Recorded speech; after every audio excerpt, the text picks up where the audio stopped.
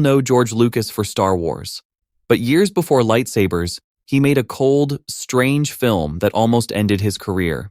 Even more surprising, the version he first released is now hard to see. So, what happened to THX 1138, and who really erased it? The story begins with a young filmmaker who had almost no money, little power, and a very unusual idea. George Lucas did not want to make a shiny space adventure. He wanted to make a movie that looked like a report sent back from the future. The people would seem watched, the buildings would feel empty, the sounds would feel cold, and the world would look real, even when it was strange. That idea first appeared while Lucas was a student at the University of Southern California. He was still learning how films worked. He had no large crew and no studio behind him. But USC had a useful deal with the United States Navy. Navy officers came to the school for film training, and the Navy helped pay for color film and processing. Lucas saw an opening. He volunteered to help teach Navy students, partly because it gave him access to film stock he could never have afforded on his own. Using that unusual chance, he made a 15-minute student film called Electronic Labyrinth, THX 1138 4EB. Before we go deeper, tell us in the comments where you first heard the name THX. Was it from this movie, from Star Wars, or from the famous sound logo in movie theaters? And if you enjoy forgotten film stories like this, like the video and subscribe. The strangest part of this story is still ahead. The short film followed a man trying to escape a controlled underground world. It was abstract, fast, and unlike most student films of its time. Lucas used real locations and made them look futuristic with camera angles, lighting, editing, and sound. Film won first prize at the National Student Film Festival. A young Steven Spielberg was reportedly in the audience. That is a remarkable detail. Two future giants of American cinema were in the same room before either had changed Hollywood. After film school, Lucas became close friends with Francis Ford Coppola. Together, they helped create American Zoetrope in San Francisco. It was meant to be more than a company. It was a filmmaking community. They wanted artists to work away from the old Hollywood system, where studio leaders often controlled every major choice.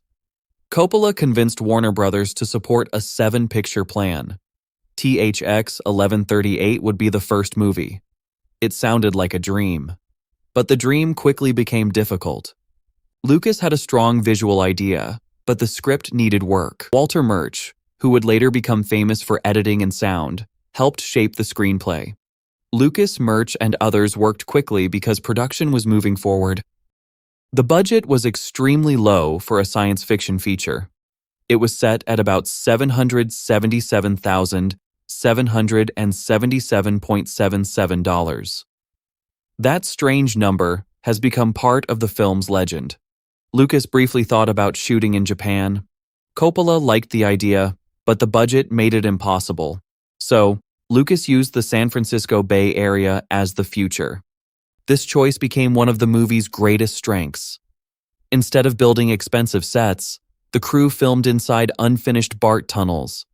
They used the Marine County Civic Center, designed by Frank Lloyd Wright. They also filmed around Lawrence Livermore National Laboratory, parking structures, roads, and other modern spaces. Lucas believed the future would not look completely new. It would be made from real places, real tools, and real systems.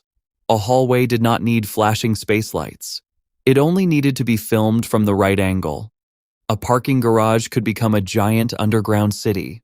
A tunnel could feel like a path through a machine.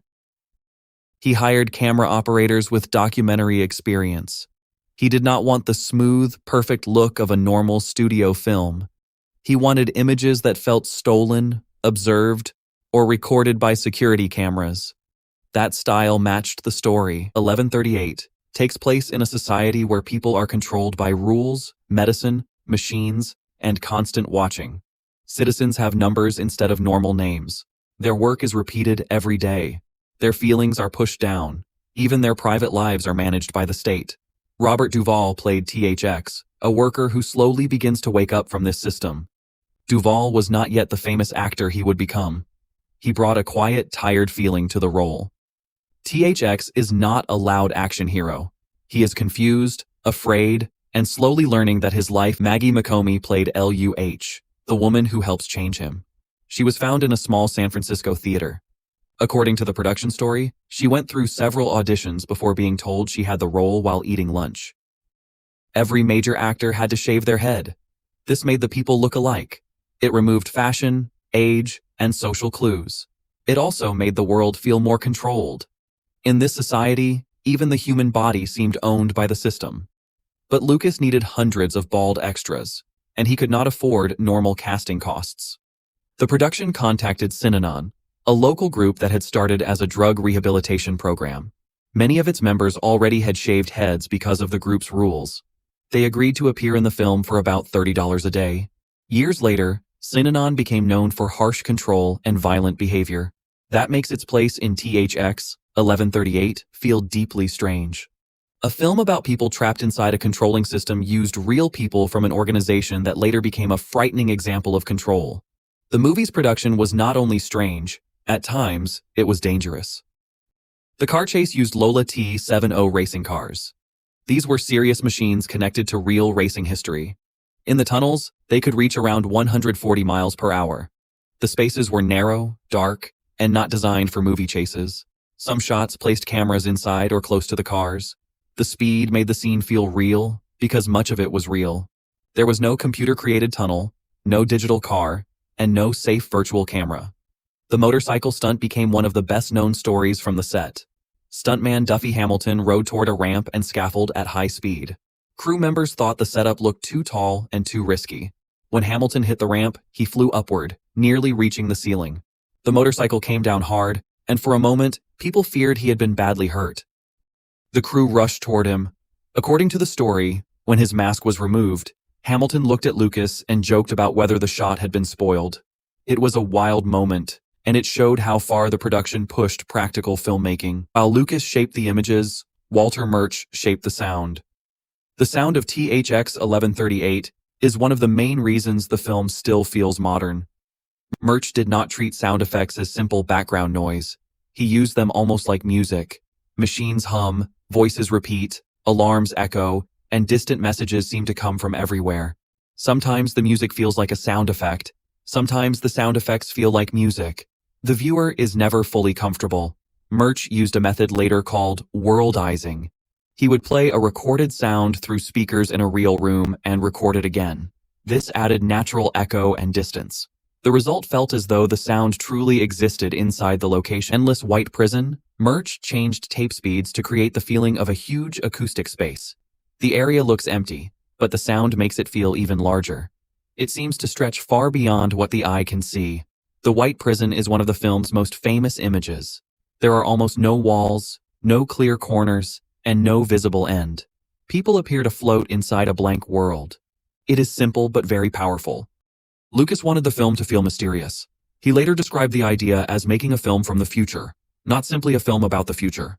That meant the audience would not receive a long explanation for every machine, rule, or message. Viewers would have to watch carefully and build the world in their own minds. Warner Brothers did not enjoy that approach. Studio leaders expected a more normal story. THX 1138 was cold, slow, unusual, and hard to sell. It did not have friendly heroes, funny robots, or a simple adventure. The studio believed the movie was too confusing. After seeing it, Warner Brothers took control of the film and removed about 5 minutes. The cut was made against Lucas's wishes. He was deeply upset. He had tried to escape the old studio system, but his first feature had been changed by the very system he feared. This experience shaped the rest of his life. Lucas became determined to gain control over his films, his companies, his technology, and even the products connected to his stories. Years later, when Star Wars became a giant success, he had the power to make choices that few directors could make. But first, THX 1138 failed at the box office. That failure caused a chain reaction. American Zoetrope was left in financial trouble. Coppola needed a major studio job, and that pressure helped lead him to direct The Godfather. The Godfather became one of the most praised films ever made. Lucas also changed direction. He decided to prove that he could make something warmer, easier to understand, and more popular. His next major film was American Graffiti, a story about young people, cars, music, and one summer night. It became a major success. Then came Star Wars. Even though Star Wars looked brighter and more adventurous, THX 1138 never disappeared from Lucas's mind. The idea of a used future moved into Star Wars. Ships looked scratched, machines looked repaired. The world felt lived in. The number 1138 also became a repeated hidden reference. Fans have found versions of it in films, shows, license plates, room numbers, and spoken lines connected to Lucas and his companies. There was even a strange plan to connect THX 1138 directly to the Star Wars universe. In the 1990s, a novel called Alien Exodus was developed. Its story would have followed a future Earth ruled by powerful systems. A hacker named Dale Hender, who would receive the number THX-0001, would lead people away from Earth. Their colony ship would pass through a wormhole and arrive in a galaxy far, far away. Their descendants would help form Corellia, the home world linked to Han Solo. The story even suggested that Hender's family line could eventually connect to the name Skywalker. The book was never officially released. Lucasfilm stopped the project. Still, the idea remains one of the strangest pieces of lost Star Wars history. It would have turned THX 1138 into a kind of hidden beginning for the entire galaxy. Then, in 2004, Lucas returned to THX 1138. This was not a simple cleaning of old film. Lucas and Industrial Light and Magic made many digital changes. They expanded backgrounds, added factory details, increased the number of workers, changed some environments, and placed new digital objects into scenes. In one case, a small group of extras could be multiplied into a huge crowd. The robot factory became larger and more complex. New views made the underground city feel much wider than before. Some viewers liked the changes.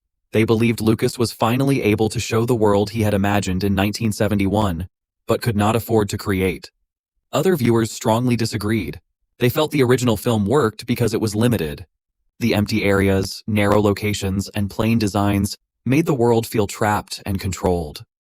Larger digital spaces may have made the film look more expensive, but they also changed its mood. Change also adjusted the position of the character Sen near Luh. This made his interest in her seem more direct and disturbing. In the older version, his actions could feel like another result of the broken system. In the new version, the scene may suggest a more personal reason. This leads to the biggest debate around THX 1138. The original 1971 theatrical version, including the version Lucas once fought to protect, has not been given a normal modern release on DVD, Blu-ray, or major streaming services. The widely available version is the altered 2004 director's cut. That creates a strange circle. In 1971, Lucas was angry because a studio changed his movie and controlled which version the public could see. Decades later, Lucas controlled the movie himself and made the changed version the main version available to the public. Did he protect his artistic vision? Or did he hide an important piece of film history? That question becomes even stronger when we reach the final shot. THX finally escapes the underground city. He climbs upward and stands before a giant setting sun. The image is beautiful, but it is not a simple happy ending. He is free from one system, yet we do not know what waits for him outside. The person standing in the shot was not Robert Duvall. It was a body double wearing a bald cap. The scene was filmed at Port Hueneme with a huge 1,000mm lens. That long lens made the sun look massive. The crew had to wait for the right weather and light. Fog repeatedly blocked the shot near sunset, forcing them to return more than once. When they finally captured it, the changing shape of the sun looked almost like time-lapse photography, even though it was filmed at normal speed. The long lens and atmosphere created the effect. It is one of the most memorable endings in science fiction. A man leaves a controlled underground world. He reaches the surface. The sun is enormous. The future is unknown. THX 1138 did not become a major hit in 1971. Yet it changed the lives of George Lucas, Francis Ford Coppola, Walter Murch, and many others. Its failure helped lead to The Godfather. Its lessons helped shape American Graffiti. Its design ideas helped build Star Wars. And its biggest mystery remains unsolved.